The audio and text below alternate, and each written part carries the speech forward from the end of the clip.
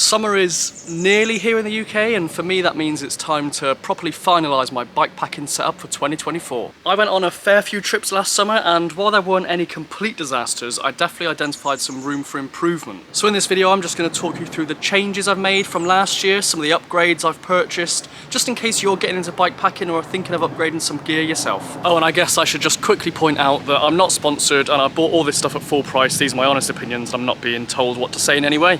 So just before I get into the things that I'm upgrading and changing, I'm just going to quickly go through the things that haven't changed. First of which is the bike. So for this summer I'll be sticking with my 2020 Kona Rove Adventure DL. This was the first drop bar bike that I bought during lockdown, the first bike that properly got me into cycling. So it's fair to say that this is an entry-level bike. It's not incredibly highly spec'd, but that means that I'm not too worried about giving it a bit of a beating on these trips, and the parts that do wear out, they're not quite so expensive to replace. But on the whole, it's been a really reliable bike. There's plenty of clearance for wider tyres, which is useful because the trips I'm going on this summer are gravel trips. The gearing on the bike is nice and generous, which means that even with a fully loaded bike, I can still spin up the hills without too much effort. And also there's plenty of room on the bike for attaching bike packing bags. So there's plenty of room in between the bars up here, still got clearance above the tyre, there's space in the frame. So yeah, it just works really well for me, this bike. Although that said, I am thinking that this might be the last summer for this bike. I think I might turn it into a kind of a flat bar commuter.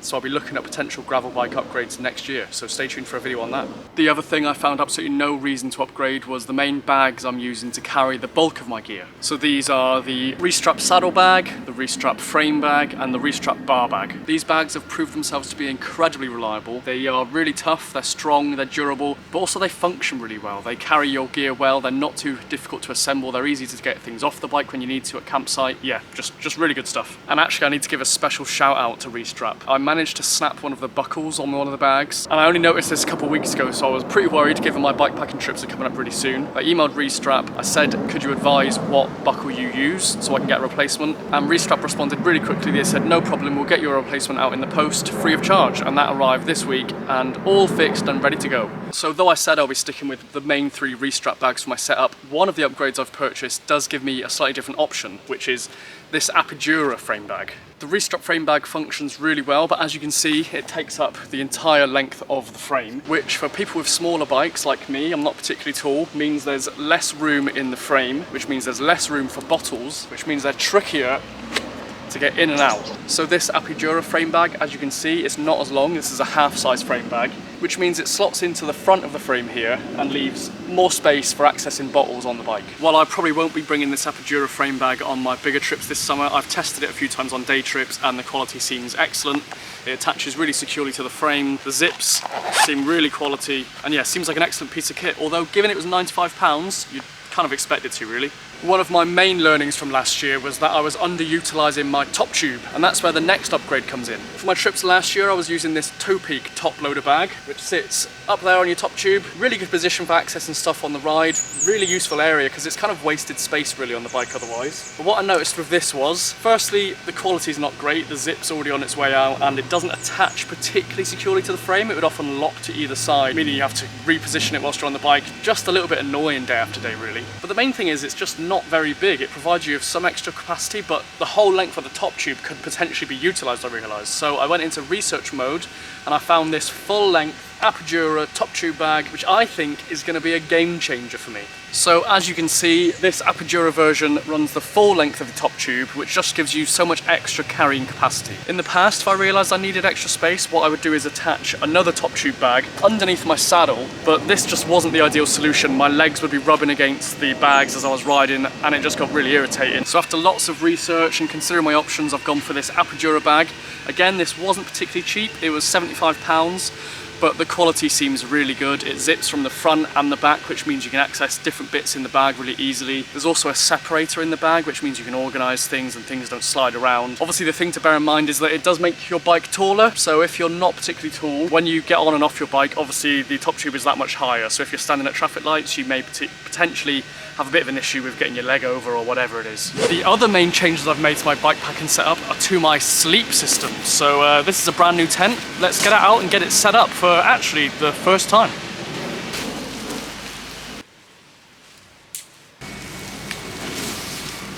So there it is, the Dragonfly Osmo Nemo one-person tent. I'm just going to zip up the door so it's not flapping about in the wind. A little bit fiddly to set up, but it's my first time, what do you expect? So I spent quite a lot of time researching tents and working out what upgrade I was going to go for, and this is the one I've gone with. It might sound counterintuitive, but one of the main criteria I was looking for was actually that it was going to be quite similar to my previous tent. So anyone who's seen my previous videos, the tent I was using then was the Alps Mountaineering Lynx. It was a one-person tent, and it did function well for me. It packed down small enough that it could fit in between my handlebars, and it was around 2.5 kilos, so not ultra light, but not too heavy at all. So when I was considering an upgrade, ironically, I was actually looking for something that was going to function in a similar way, but perhaps was just going to do it better. So this tent was £300, quite a significant investment, but actually it only weighs around 1 kilo, including the pegs and the poles. So it's about 1.5 kilos weight saving, which for me is worth an investment. I've not used it yet, so I can't give it a full review, but I can just see at a quick glance that there's lots of storage options inside, and the porch area is nice and big, so plenty of space to store belongings without them getting rained on. The closest thing to a disaster I had on my previous bikepacking trips was just that I was getting freezing cold at night time. So we went to Suffolk in around late April, early May, so it was still spring, and overnight it was getting down to around 6 or 7 degrees, and I remember just waking up shivering, freezing cold, being absolutely miserable. So in the past I was using this Quechia, I think it's pronounced, sleeping bag, which I think is a Decathlon brand. There's pros to this sleeping bag. As you can see, it packs down really small, so it is easy to bring on these trips, and it's quite light. I think it's around, let me double check. Yeah, it's 700 grams, so it's pretty light for what it does.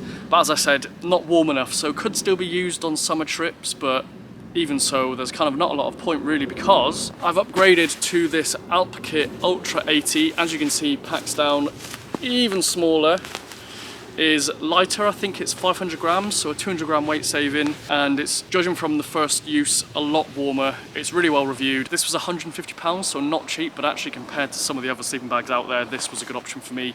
Also, it's synthetic, so there's no down, and as I'm vegan, that suits me well. Now obviously your sleeping bag is only part of the reason you stay warm at night. The other part is your sleeping mat, and in the past I've used this, which is the Thermarest Neoair XLite, and this is the small version, which means it's only 3/4 length, and I thought, brilliant, ultralight, highly packable, perfect for these trips. Then I slept on it, and I was like, oh yeah, my knees are on the floor, my feet are on the floor, that's not incredibly comfortable, is it? And also, the floor's really cold, what's going on? So, what I've done is upgraded to this, which is the Big Agnes Rapide SL. It's a full length pad. It's got a better R value, so which means it's going to be warmer at night when it's cold. So the theme of this video, I've been banging on about weight this whole time, so I might as well tell you how much these two things weigh. The Thermarest is 205 grams. That is extremely light, but as I said, it wasn't really working for me. The Big Agnes is 400 grams, so it's significantly heavier, but actually, like I said, sleep I think is worth it. And what's 200 grams? 5 packets of crisps? And just quickly before we wrap up, I thought it might be useful to run you through all of the other bikepacking equipment I bring on a trip, although most of this hasn't changed. So I've banged on about it a few times, but I love these Sea to Summit collapsible plates and cup. I mean, how many times do I have to say highly packable in this video? It takes up less space in your bag. Also, this doubles as a chopping board, really functional, really good stuff. As I always do, I'll be bringing a ultralight backpack on my bikepacking trips. As I've alluded in the past, if you need to go to the shop, which I quite often would like to do on a bikepacking trip, it's a nightmare trying to carry your stuff back to the campsite. So it packs down really small, but actually it opens out into a backpack, and then you take that to the shop rather than taking unnecessary carrier bags. For a pillow, I use the Sea to Summit Aeros pillow, ultralight size, regular. I mean, you inflate it, you put your head on it, you go to sleep. My head torch is the Life Systems Intensity 500. Obviously, if you're camping and setting up in the dark, it's extremely useful to still have access to both of your hands, so this pops on your head. Also, I just love the fact that everywhere you look, the light follows, it's nerdy, it's really functional. This has done me well. You can recharge it on the go, you can focus the light, so you've got either a really direct beam or a really broad beam. Packs up small, doesn't take up much room in the back, lovely stuff. I also bring with me a Swiss Army knife. This is the Victorinox Fieldmaster. It's got a couple of knives on there. It's also got tweezers, a toothpick, a tin opener, a bottle opener, a screwdriver.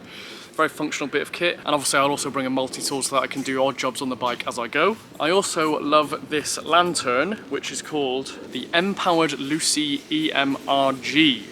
So I just use this for ambient light around the campsite and in the tent. The benefit of this is, again, I've said it so many times, but it packs down really small. It also is powered purely by solar power, so no need to recharge. And the fun thing with this is, the way that you make it bigger is that actually you inflate it with air.